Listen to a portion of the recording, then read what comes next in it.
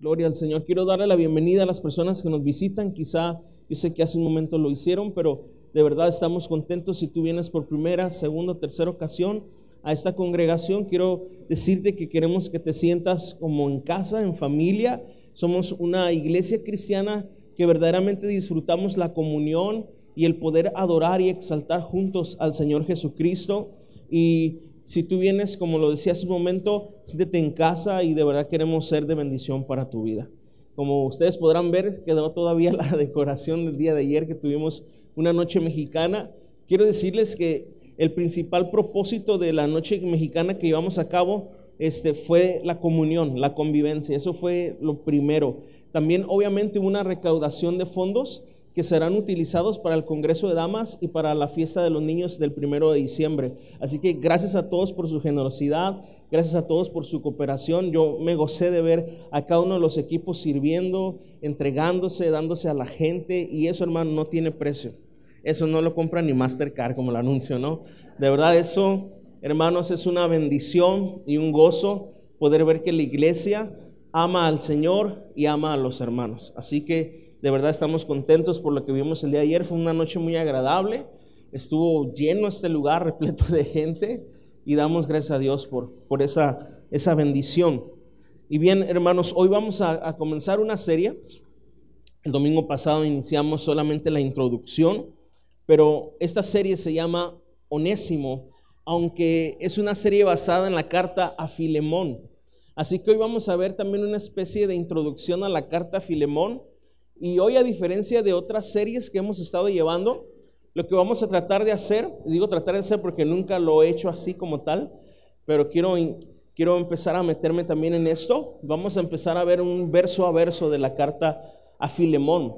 Así que vamos a ir verso por verso, estar leyendo la carta a Filemón, y vamos a estar hablando de lo que el Señor está tratando en esa carta. Y vamos a ir directamente a la carta a Filemón.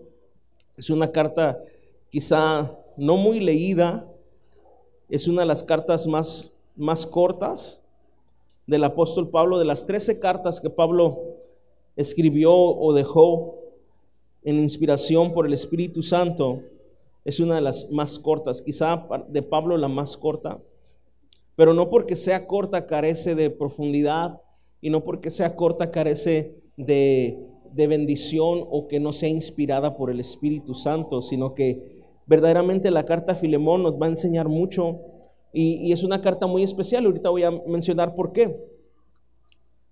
Vamos a leer los primeros versos. Dice: Pablo, prisionero de Jesucristo, y el hermano Timoteo, al amado Filemón, colaborador nuestro, y a la amada hermana Apia, qué buen nombre, ¿no?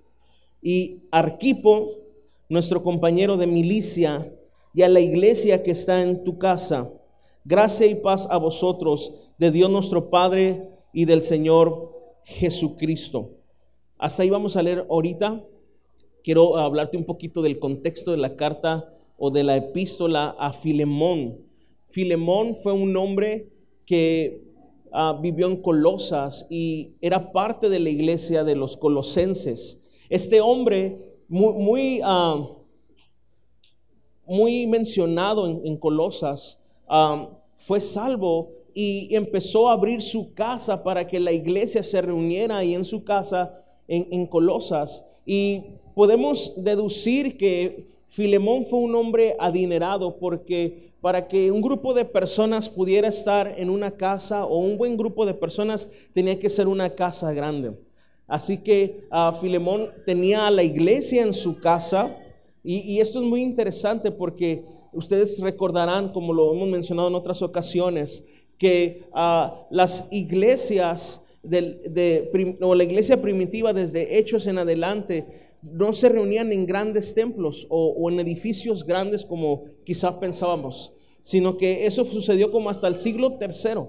La iglesia regularmente se reunía en las casas, y Filemón fue uno de esos hombres que prestó su casa para que la iglesia se reuniera ahí y adoraran al Señor juntos. Ahora, generalmente las cartas que Pablo escribió eran cartas dirigidas hacia la iglesia. dirigidas hacia un grupo más extenso de personas. Por ejemplo, volviendo al punto, a la carta a los Colosenses o a la carta a los Efesios, era dirigida a una iglesia o a un grupo de personas, como la carta a los Romanos también. Pero cuando vemos el contexto de la carta a Filemón, tiene un contexto mucho más personal. Es como si de repente, por la providencia de Dios, Dios nos permitiera meternos al correo personal del apóstol Pablo, o como si el apóstol Pablo estuviera usando tu computadora y por si alguna razón dejó abierto el inbox y tú dices, wow, mira los inbox del hermano Pablo, ¿verdad? A ver qué le escribió al hermano Filemón, ¿verdad? No hagan eso, pero le aplastas ahí y empieza a haber una conversación, una carta donde Pablo empieza a saludarlo y empieza a hablarle cosas muy particulares a Filemón. Así que aunque es una carta muy personal, específica hacia una persona o a un grupo muy reducido de personas, es una carta que Dios en su providencia utiliza para hablarnos el día de hoy. Y es una carta que desde el comienzo hasta el final podemos ver una parte o una semilla o una figura del evangelio, porque esta carta habla constantemente en toda la extensión del verdadero perdón y del verdadero amor. Y aunque esta carta está dirigida a Filemón, hay un personaje principal. Pareciera ser Filemón, pero en realidad el personaje principal se llama Onésimo. Así es como se llama nuestra serie. Y Onésimo era un fugitivo. Esto lo vamos a ver el domingo que viene, porque vamos a verlo en esta serie, una miniserie en 2 domingos. Pero Onésimo es el personaje principal. Onésimo es un fugitivo, era un esclavo en la casa de Filemón. Y los historiadores relatan que este hombre esclavo escapó de la casa de Filemón, y se cree y se piensa, por lo que mismo Pablo escribe, que le robó algo a Filemón. O sea, era medio ratero, ¿verdad? Y se llevó algo de la casa de Filemón, y este hombre se fue y se perdió, se dio a perder, como decimos aquí en Mexicali, ¿verdad? Pero la gracia de Dios lo encontró. Y esa es la historia que vamos a estar llevando el domingo que viene, pero hoy vamos a estar viendo un poquito más acerca de Filemón y de lo que Dios habló a su vida a través del apóstol Pablo. Es bien curioso que yo siempre le digo a la iglesia que nosotros no creemos en las coincidencias, sino creemos en las diosidencias. Amén. Creemos que Dios no es un Dios de casualidades, que no es un Dios que hace las cosas y las hace así como a ver qué pasa, ¿sí? Sino que Dios siempre tiene un propósito, un plan definido para todas las cosas. Dios es un Dios de orden. Y quiero decirte que si tú estás en esta mañana aquí, es parte del plan de Dios. Muchas veces nosotros no involucramos en nuestro plan a Dios, pero lo maravilloso de la gracia de Cristo es que Él siempre nos tiene involucrados en su plan. Y eso es lo que pasó con Onésimo. Onésimo sale huyendo de la casa de Filemón. No sé si le robó algunos billetes, algunas monedas o algunas posesiones, y sale huyendo. Y yo puedo imaginarme a Onésimo diciendo, ¿a dónde me voy? Tengo que irme a un lugar donde nadie me conozca, donde pueda pasar desapercibido, donde nadie me pregunte de dónde vengo, donde nadie me pregunte quién soy. Y se le ocurrió irse a Roma. Y Roma era la ciudad más grande en ese momento. Contextualmente, Roma estaba llena de esclavos. Entonces dijo Onésimo, si en algún lugar me puedo perder y pasar desapercibido, es en Roma. Lo que no sabía es que Dios ya lo estaba esperando en Roma a través de Pablo. Y puedo imaginarme un poquito, llegar a Onésimo, ¿no? Y, hola, ¿cómo te llamas? Onésimo. ¿Y de dónde vienes? De Colosas. Ah, yo conozco a alguien de Colosas. Ah, sí, ¿a quién? A un tal Filemón. Imagínate la cara de Onésimo. Era mi patrón. Imagínate eso.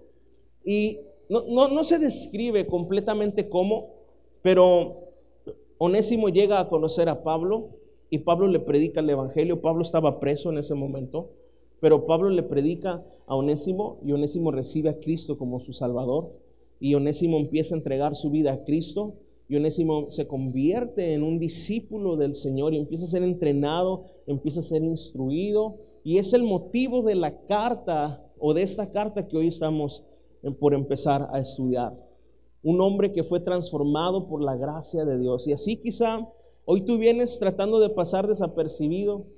Me atrevo a decir que a lo mejor vienes inclusive de alguna ruptura en alguna otra congregación o alguna situación que estás viviendo, y lo que menos quieres es servir, o lo que menos quieres es que te vean, pero Dios ya te estaba esperando aquí, hermano, porque nosotros no pertenecemos a una denominación. Como hijos de Dios pertenecemos directamente al cielo. Él es nuestro Padre, Él es nuestro pastor, y verdaderamente el que nos llama es Él, no el hombre. El que nos salvó no es el hombre, el pastor o la denominación, es Cristo con su sangre preciosa. Amén. Así que si tú eres un hijo de Dios, Dios siempre te ha tenido en la mira, hermano. Así que quizá tú querías pasar desapercibido, pero Dios tiene un plan y ese plan continúa con tu vida. Amén. Vamos a ir verso a verso con Filemón. Y dice Pablo, prisionero de Jesucristo. Me encanta esto. Me encanta la percepción que Pablo tiene de sus circunstancias. Pablo en ese momento, como dije hace un ratito, estaba prisionero en Roma. Él escribía desde las prisiones regularmente. Puedo casi imaginarme, ¿verdad?, que cuando Pablo estaba libre, él iba y predicaba y levantaba iglesias, pero cuando estaba preso escribía cartas. Entonces, aún el hecho de que Pablo fuera prisionero 1, 2, 3, 4 veces fue beneficioso para la iglesia, porque Pablo pudo escribir desde ese lugar quieto donde él estaba y pudo dejar por inspiración del Espíritu Santo estas cartas tan preciosas que hoy nos dan dirección y guianza. Y esto me bendice mucho, porque me habla de cómo para la vida del creyente, aun sus circunstancias más difíciles, más oscuras, siempre se tornarán en bendición. Tú no sabes cómo la circunstancia que hoy tú estás viviendo, Dios la puede usar, Dios la puede tornar para bendecir a otros. Así que es bien importante que cuando nosotros estamos en medio de una situación que no entendemos o en medio de una circunstancia difícil, no perdamos de vista que Dios siempre tiene un plan y siempre tiene un propósito, y Dios siempre se va a glorificar. Así que vemos que Pablo se identifica diferente a las otras cartas. Anteriormente, si tú vas a la carta a los Corintios, Colosenses, Efesios, Tesalonicenses, te darás cuenta que él se identifica como Pablo, apóstol de Jesucristo, por la gracia de Dios, y empieza a dar su saludo. Recuerda que en este contexto siempre el saludo era al principio. Nosotros hoy en este tiempo, cuando escribimos una carta, al final, ¿no?, firmamos y ponemos quién la escribió y damos un saludo, ¿no? Pero en este contexto de la historia, el saludo era al principio. La identificación siempre era al principio.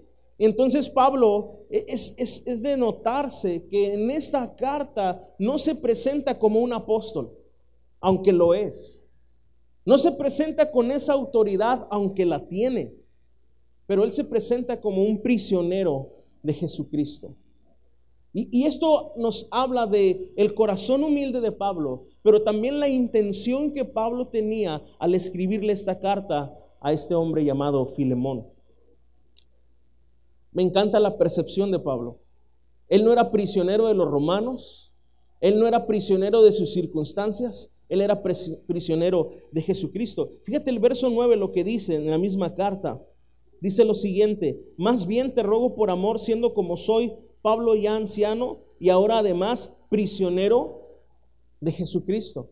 Fíjate el verso 13 de la misma carta. Yo quisiera retenerle conmigo para que en lugar tuyo me sirviese en mis prisiones por el evangelio. Él no está diciendo yo estoy prisionero aquí en los romanos y ahí te encargo oración porque ya no los aguanto, que el Señor los consuma con fuego. No, él no se está quejando.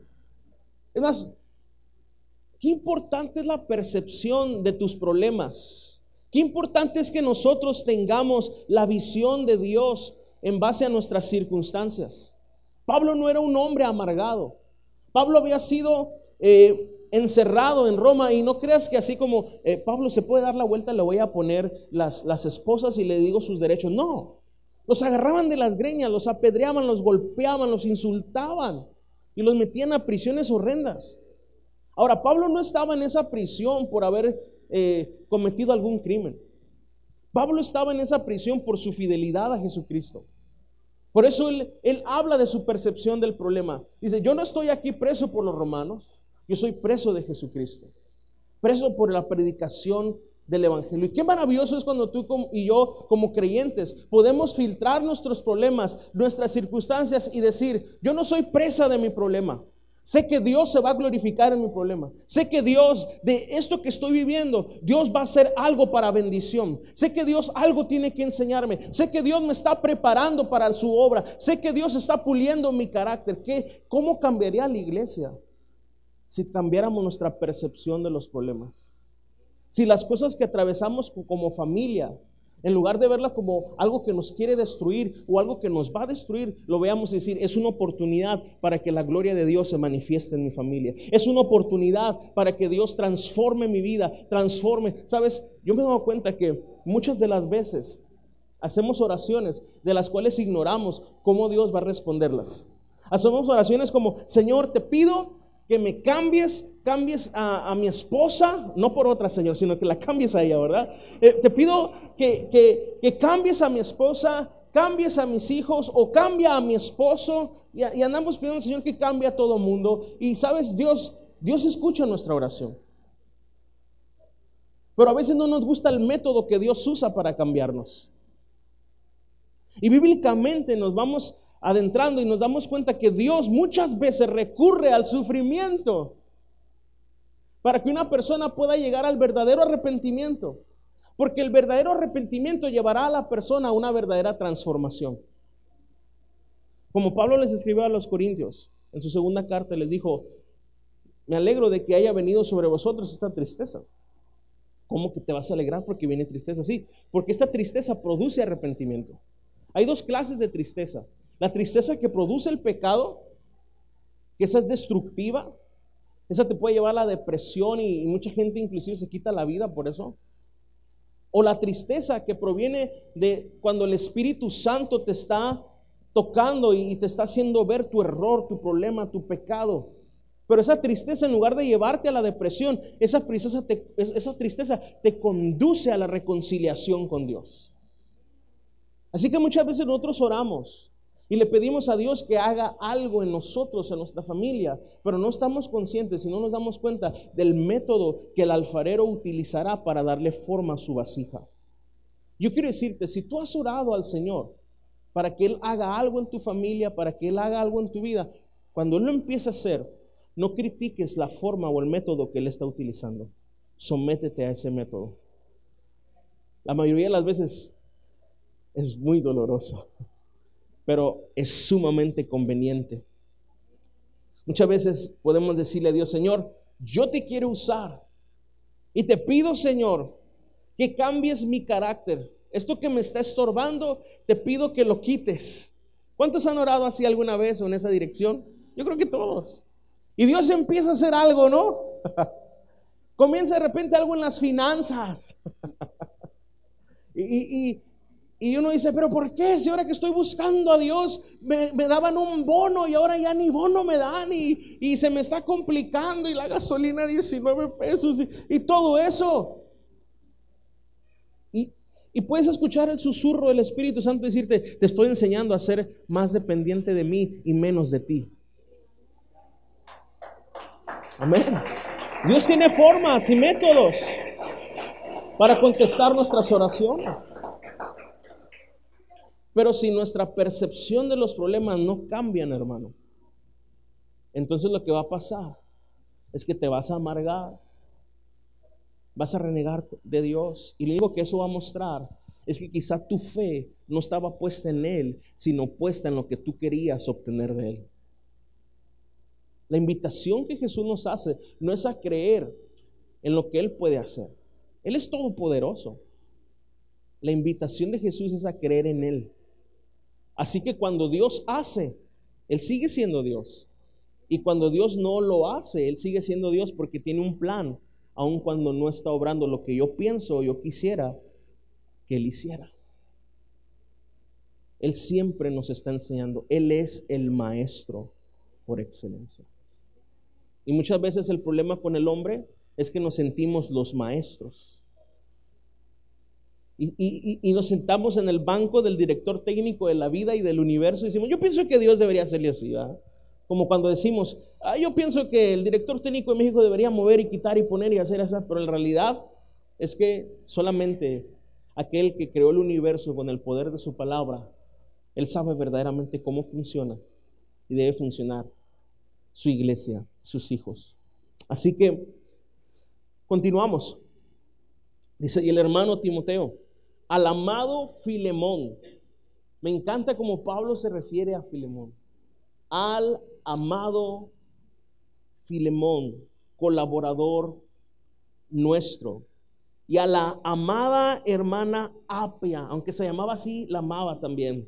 Y a Arquipo, nuestro compañero de milicia, y a la iglesia que está en tu casa.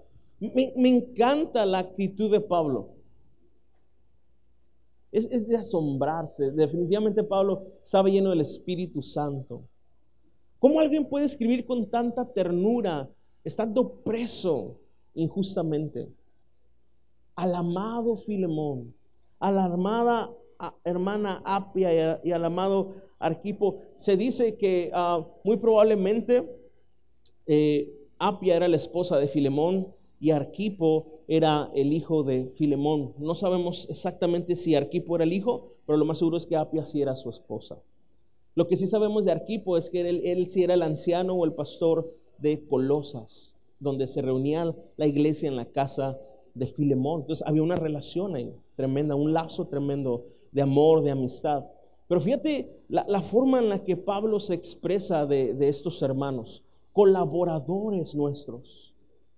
Y aunque no hay un registro que nos diga a ciencia cierta si en algún momento específico Pablo sirvió con Filemón o que Filemón haya acompañado a Pablo a un viaje misionero o algo así, Pablo ve que este hombre trabaja para la misma empresa, para el mismo propósito, para los negocios del Padre Celestial. Y Pablo no tiene ningún problema con su humildad y dice, Pablo directamente, el apóstol, que Filemón es su colaborador. Y me encanta esta visión que Pablo tiene de la iglesia y de los hermanos.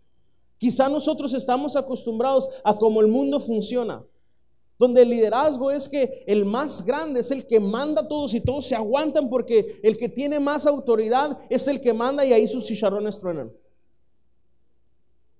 Esta es una carta donde Pablo muestra una humildad ejemplar, donde muestra el corazón de Cristo. Y Cristo nos enseñó, si alguien quiere ser el mayor en el reino de los cielos, debe ser el servidor de todos. En el reino de los cielos, el más grande es el que verdaderamente es más pequeño. Eso vuela la cabeza del hombre porque no estamos acostumbrados a eso. Nuestro corazón no quiere eso. Por naturaleza queremos puestos y queremos ver como lo que hoy muy comúnmente se da, la cuestión piramidal, donde el que está más arriba es el que pisotea a los demás. En el reino de los cielos no funciona así. Pablo dice, somos colaboradores. Son colaboradores míos en el reino de Dios, en la obra del ministerio. Yo quiero decirte, hermano, en Avivamiento de Amor creemos esto. Creemos que nadie es más grande que otro. Yo por ser el pastor no soy más grande que tú, hermano. Ustedes, yo les digo constantemente al grupo de servidores y de liderazgo, ustedes no son mis empleados, no trabajan para mí. Nosotros trabajamos para el Rey de Reyes y Señor de Señores. Somos hermanos en Cristo. Él pone autoridad y Él delega responsabilidades, pero es eso, responsabilidad y autoridad para que las cosas fluyan como el Señor quiere. Pero en cuanto al valor, en cuanto al trabajo, nosotros somos uno en Cristo, hermanos. Y Pablo nos muestra eso. Y él habla a ellos con amor, el amado Filemón, colaborador nuestro. Qué hermosas palabras yo creo que Filemón se sentía amado por Dios, amado por los apóstoles, amado por los hermanos. En el verso 3 dice: gracia y paz a vosotros de nuestro Padre, de Dios nuestro Padre y del Señor Jesucristo. Vas a decir, bueno, ahí sí Pablo repitió lo que siempre decía en sus cartas. Siempre en el saludo Pablo decía gracia y paz, ¿verdad? Siempre estos dos gemelos de las cartas paulinas, o inclusive otros apóstoles también usaron gracia y paz. Y estas dos palabras, aunque como suelen ser repetitivas en las cartas, son tremendamente profundas. Hermano, la gracia es el vehículo por el cual nosotros hemos tenido salvación, y la paz es el resultado de entender y recibir la gracia de Dios. Tú no puedes tener paz jamás en tu vida, la verdadera paz de la que la Biblia habla, si no has recibido primero la gracia de Dios. Y muchos de nosotros, aún conociendo y escuchando y perteneciendo a una iglesia evangélica, muchas veces así aún no hemos entendido la gracia del Señor. Muchas veces seguimos viviendo un cristianismo basado en las obras, en base a lo que yo hago por Jesús, en base a mis esfuerzos humanos. Y una vida así, una relación, una comunión con Cristo basada en los esfuerzos humanos es sumamente cansada, es sumamente agobiante. Porque para entender la gracia, primero tenemos que entender que nuestros esfuerzos humanos son inútiles para alcanzar el favor de Dios. Que nunca, por más bien que nos podamos portar, por más buenos que podamos ser, jamás alcanzaremos ni seremos dignos del favor divino. Por eso Dios se tuvo que hacer un hombre. Por eso Dios tuvo que venir, porque nosotros no podíamos ir. Y en eso consiste el evangelio. Cuando Pablo dice gracia y paz, él está hablando del evangelio completamente. Él tuvo que venir porque nosotros no podíamos ir. Eso es gracia, porque es un regalo inmerecido. No somos dignos que Dios, el creador del universo, haya tenido que venir y humillarse, tomar una forma corporal, como lo dice Filipenses capítulo 2, verso 5 en adelante. Que se humilló a sí mismo, tomando una forma humana, un cuerpo humano y una condición de siervo. Y estando en esa condición de siervo, aún se humilló más. Fue obediente hasta la muerte, y la muerte peor, la muerte con maldición, la muerte de cruz. Y en eso consiste el evangelio. Y cuando nosotros entendemos nuestra situación de incapacidad de alcanzar el favor divino, es entonces cuando empezamos y podemos empezar a entender la gracia. No es necesario que tú hagas, Él ya lo hizo. Él vino, cumplió la ley. Él vino, vivió una vida perfecta para que todo aquel que en Él cree no se pierda, mas tenga vida eterna. El hombre jamás podrá alcanzar el favor de Dios. Tu relación con Cristo no debe estar basada en lo que tú haces por Cristo. Tu relación con Cristo está basada en lo que Él ya hizo hace más de 2000 años. Hemos sido rescatados de nuestra vana manera de vivir, la cual heredamos de nuestros padres, no con cosas corruptibles como oro y plata, sino con la preciosa sangre de Cristo, como de un cordero sin mancha. Con eso hemos sido rescatados, salvados. Con eso hemos sido comprados, redimidos con la sangre de Jesús. Y eso se llama gracia, porque no lo merecemos. Es algo inmerecido, no es algo que nos ganamos. La salvación no es algo que te ganas por lo bueno que eres. ¿Sabes por qué nosotros estamos aquí? No porque nos creemos buenos, sino porque sabemos lo malo que hemos sido. Y siendo malos, dice la Escritura en Romanos, que siendo aún pecadores, Cristo murió por nosotros.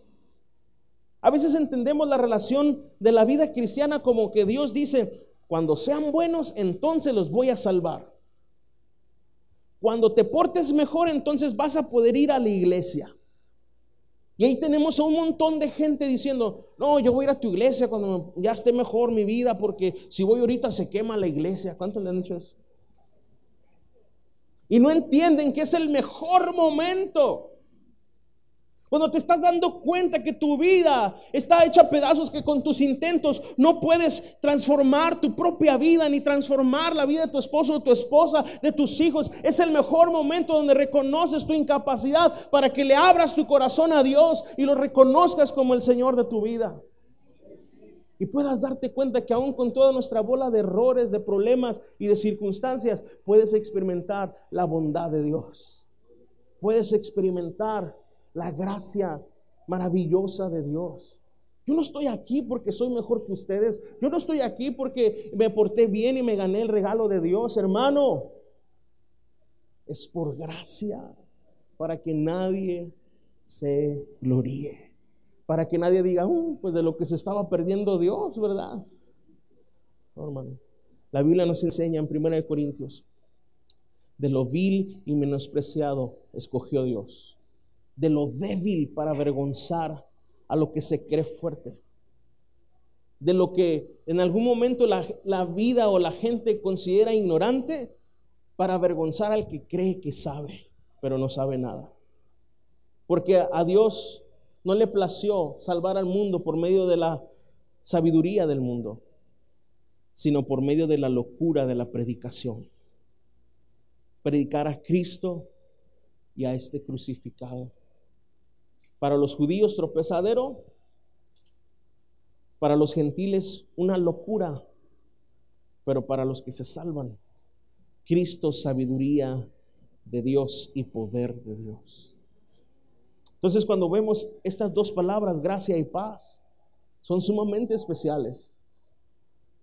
Porque vuelvo a repetir lo que dije al principio: no podemos experimentar la verdadera paz si no hemos experimentado la gracia de Dios. ¿Cuántos han experimentado la gracia de Dios? ¿Cuántos saben que son salvos no por sus obras, sino por la sangre de Cristo? ¿Cuántos saben que aún en este presente, cuando hace un momento levantamos nuestras manos y mi socorro ha sido tú y cantamos, no se trata de lo que tú hiciste, no se trata de que antes de venir a la iglesia te portaste bien, sino de que Él, con su gracia, con su favor, porque a Él le plació, nos dio de su espíritu, nos dio la oportunidad de ser hechos hijos de Dios, nos dio una familia que es esta, para que juntos podamos adorarle, glorificarle, exaltarle, sabiendo que siempre se ha tratado de Él y no de nosotros, hermano. Ahora sí, dale el aplauso fuerte a Cristo. Gloria al Señor.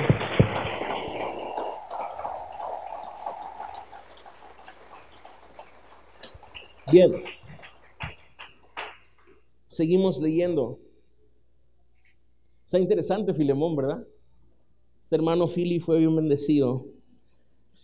Verso 4: doy gracias a mi Dios. Te digo que esta carta es impresionante, la actitud de Pablo. Dime qué prisionero da gracias. Si yo hubiera escrito esa carta, hermano, quién sabe qué hubiera puesto. A ver cuándo vienen a visitarme. Acuérdense, estuve preso y no me visitaste, y condenando a los hermanos, ¿no? No soy ni para un Sor Juana o para un, bueno, ya cambiaron los billetes, ¿verdad? Para un Benito. Y pidiendo, exigiendo. No, Pablo está ahí preso. Y Pablo dice, doy gracias a mi Dios. Doy gracias a mi Dios haciendo siempre memoria de ti en mis oraciones. O sea, él aunque estaba preso, hermano, él estaba orando por la iglesia. Él tenía presentes a los siervos de Dios. Porque oigo del amor y de la fe que tienes hacia el Señor Jesús. Esto es maravilloso. Esta es la descripción de la vida de Filemón. Esta era la clase de hermano que era Filemón. Un hermano amoroso. Fíjate cómo dice primero Pablo: al amado hermano Filemón. Y ahora vemos en estos versos que Filemón amaba a los hermanos. Él era amado y por eso podía amar. Porque oigo del amor y de la fe que tienes hacia el Señor Jesús y para con todos los santos, para que la participación de tu fe sea eficaz en el conocimiento de todo el bien que está en vosotros por Cristo Jesús. Pues tenemos gran gozo y consolación en tu amor, porque por ti, oh hermano, han sido confortados los corazones de los santos. Fíjate bien, Filemón fue un hermano que su testimonio, su fe, se dio a conocer a muchos. Su amor genuino por Jesús se vio reflejado en su amor genuino por la iglesia y por los hermanos. Y fue a tal grado que Pablo dice, yo doy gracias a Dios por eso. Me llena de gozo. Y cuando él dice al final del verso 7, han sido confortados los corazones de los santos, yo me imagino que él está refiriendo de él mismo también. Quizá yo estoy preso, estoy en Roma, lejos de Colosas, pero al escuchar tu testimonio, al escuchar de tu fe sincera, mi corazón se conforta. Y hermano, eso es bien especial. Cuando hay hermanos que se ve y se refleja el amor de Cristo en ellos, son personas que confortan el corazón de los hermanos. Son personas que se convierten en personas de tanta bendición para la iglesia local. Ahora, hasta aquí estamos perfecto. Hasta aquí entendemos que Timoteo tenía un buen testimonio, Filemón tenía un buen testimonio. Entendemos que Filemón verdaderamente estaba viviendo una fe activa en Dios. Pero el propósito de esta carta es una encomienda que Pablo, hasta aquí vemos una introducción. Es una encomienda que Pablo le va a hacer. Verso 8. Por lo cual, aunque tengo mucha libertad en Cristo para mandarte lo que conviene, más bien te ruego por amor, siendo como soy, Pablo ya anciano y ahora además prisionero de Jesucristo, te ruego por mi hijo Onésimo, a quien engendré en mis prisiones, el cual en otro tiempo te fue como inútil, pero ahora a ti y a mí nos es útil. Wow, ese es el verdadero propósito de la carta. Todo lo primero fue un saludo, una descripción, algo amable, algo hermoso que Pablo escribe para Filemón. Pero entonces ahora sí, a partir del verso 8, Pablo empieza a hablarle lo que él quería decir realmente. Te ruego por mi hijo Onésimo. En otro tiempo él te fue alguien inútil, alguien que no sirvió, alguien que inclusive más adelante, lo vamos a ver el próximo domingo, te robó, pero que ahora es útil. Antes esta persona que te hizo un daño, ahora es útil. Ahora es alguien que puede servir. Históricamente, Onésimo llegó a ser un siervo de Dios muy prominente. Alguien que ayudó mucho a la iglesia de Colosas. Ahora, esto es muy especial porque es una carta de perdón. Es una carta donde Pablo le está pidiendo a Filemón que perdone a Onésimo. Y adivinen a quién usó Pablo para enviar la carta. A Onésimo.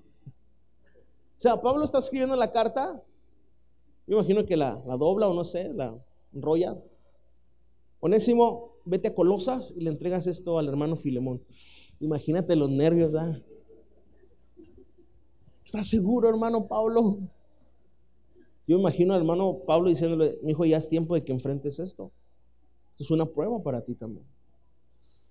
Y ahí va Onésimo siendo valiente a Colosas y él entrega la carta.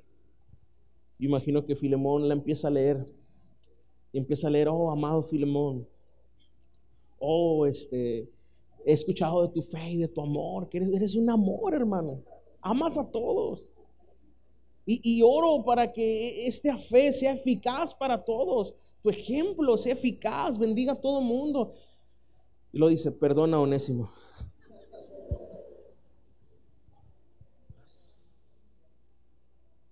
Qué fácil es decir, yo amo a todos, ¿verdad? Parece decir, oh, yo amo a todos los hermanos y somos de avivamiento de amor, el nombre nos queda pero al 100. Y entramos y pero tú no sabes cuánto verdaderamente amas hasta que tienes que perdonar a alguien que te ha herido profundamente. Es fácil decir, oh, yo amo, los amo. Pero que cuando ese hombre, esa mujer te ha traicionado, ha hablado mal de ti a tus espaldas, te ha quitado algo que era tuyo y ni siquiera tuvo la decencia para despedirse y decirte, ¿sabes qué? Me llevé esto. Que cuando a alguien tú lo has ayudado, le has dado, y esa persona te paga muy mal. No me estoy desquitando ni diciendo nada, hermano. Estoy refiriéndome a la carta. Esa es la situación. Ese es el verdadero propósito de la carta. ¿Ves el plan de Dios? Detrás de todo esto, usando a Pablo, usando a Onésimo, diciéndole, quizá en otro tiempo esto fue algo que te dañó, Filemón, fue inútil este hombre para ti, pero ahora es útil. Y no quiero meterme mucho en eso, porque hoy estamos hablando más de Filemón que de Onésimo. Quiero que vayas conmigo a primera de Juan, ya voy terminando. Capítulo 4, verso 19. Fíjate cómo es el amor de Dios.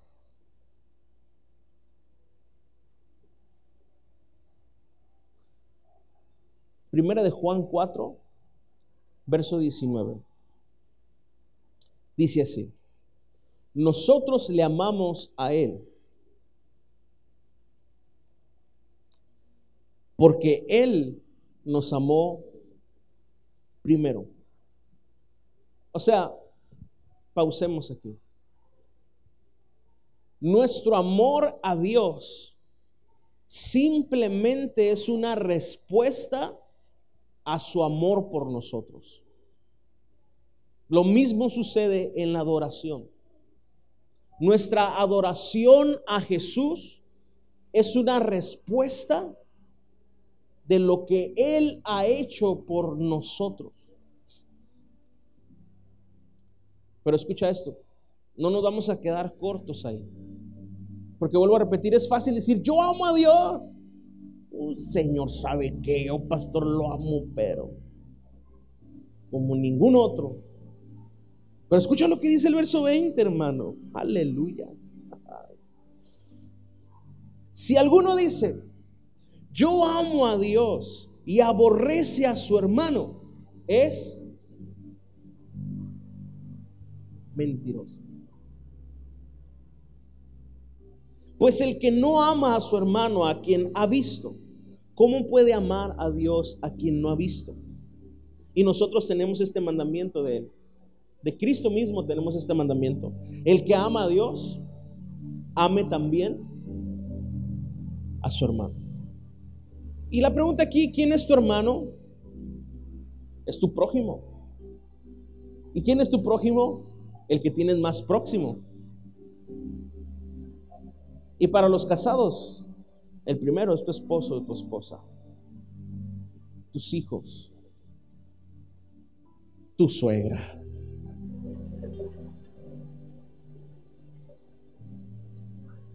Está en el plan de Dios que tú la ames. Aquí se hace una prueba muy tremenda de parte de Dios. Pero si tú no lo amas o lo amas, tu amor hacia Dios no es sincero. Pastor, pero ¿cómo puede ser esto? Es que en verdad yo siento que amo a Dios, pero ¿cómo se me dificulta amar a aquellos que me han lastimado? Bueno, tú necesitas entender que cuando alguien recibe el amor de Dios, ese amor es transformador. Porque como dije hace un momento, ese amor no lo merecemos, no lo ganamos, no lo obtuvimos en base a nuestro esfuerzo. Fue un amor que Dios gratuitamente, por su buena voluntad y misericordia quiso darnos. Lo recibes y ese amor llena todo vacío, cambia tu manera de pensar, transforma la visión que tienes de la vida, llena tu corazón y ese amor te capacita para amar. Ese amor es un amor sobrenatural. El amor natural sí existe, pero es un amor limitado. Es un amor basado en la conveniencia. Es un amor basado en la vista, en las experiencias vividas. Por eso su amor se puede acabar.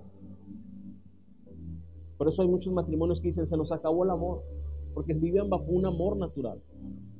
Pero el amor del que estamos hablando aquí es el amor ágape, el amor de Dios, un amor sobrenatural que pueden experimentar los hijos de Dios. Es un amor que no está basado en la conveniencia, al contrario, está basado en darse aún sin recibir nada a cambio. Es un amor que puede seguir adelante aún en medio de las circunstancias más ásperas. Es la clase de amor que Pablo tenía en medio de sus prisiones por la iglesia, en medio de sus prisiones por sus amigos. Tanta gente que lo había abandonado y traicionado, y él seguía hablándoles. Es la clase de amor que Filemón pudo experimentar por Onésimo, aun cuando le había robado, aun cuando lo había defraudado. Porque claro que sí lo recibió, claro que sí lo recibió como un hermano más, claro que sí lo perdonó. Y es la clase de amor que el Espíritu Santo hoy nos está llevando a desarrollar por la iglesia. ¿Cuántos de nosotros hemos privado nuestra vida de servicio a causa de alguien que nos afectó? ¿A causa de alguien que nos hizo algo y decimos, ya no quiero nada con la iglesia, ya no quiero nada con los hermanos? Yo seguiré amando a Dios, pero con los hermanos no quiero nada. Quiero decirte, estás engañado. No se puede así. No puedes decir, amo a Dios, pero aborrezco a la iglesia. No puedes decir, me caso con la cara y aborrezco el cuerpo. Porque Cristo es la cabeza de su iglesia. Lo que tú necesitas, si estás en esa condición, es recibir el verdadero amor de Dios. Es reencontrarte con el amor de Cristo y darte cuenta que ese amor está lleno de gracia, que ese amor está lleno de bondad, que ese amor está lleno de perdón. Y si la situación no es hacia la iglesia, si no es hacia alguien de tu familia, hacia alguien de tu trabajo o hacia cualquier persona con la que quizá en este mismo momento tú puedas pensar que te ha lastimado, te ha ofendido, Dios quiere que tú perdones. Dios quiere que tú le perdones así como Cristo te ha perdonado. Y quizá esa herida te ha mantenido fuera de la jugada por mucho tiempo. Quizá esa herida o ese dolor causado por alguien más te ha hecho que tomes decisiones que han marcado tu vida. Pero hoy el Espíritu Santo quiere llevarte a que experimentes el genuino perdón. Es fácil perdonar a los que nos aman o que nos hacen sentir amados. Dios quiere que tú sepas que el propósito del plan que Él tiene contigo va a desembocar en esto. Otra manera de decírtelo sería: no hay atajos para llegar hacia donde Dios te quiere llevar. Tienes que pasar por aquí.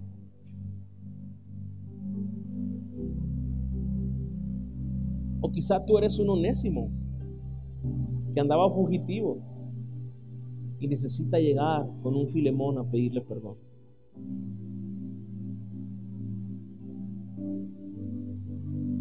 Me he dado cuenta en mi caminar con el Señor que hay cosas, asuntos pendientes muchas veces en nuestra vida a los cuales queremos darles la vuelta.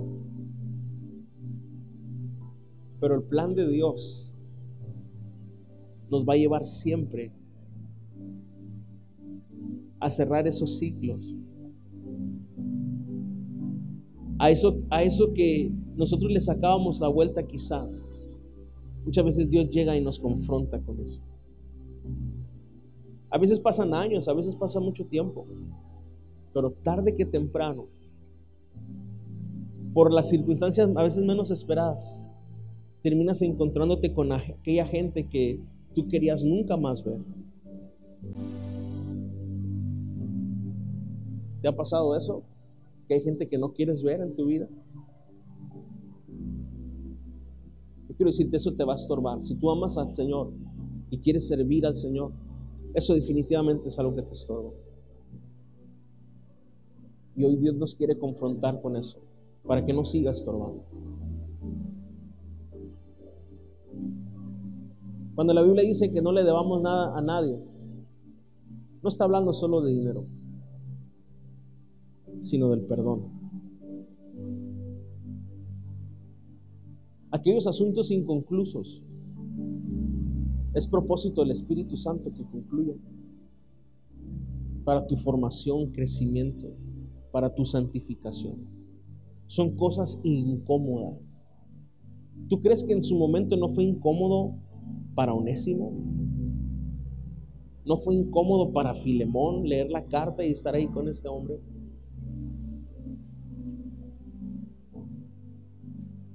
Pero hermano, aunque tengamos que pasar por ratos incómodos o dolorosos, que Dios siempre sea glorificado en nuestras vidas y a través de nuestras vidas.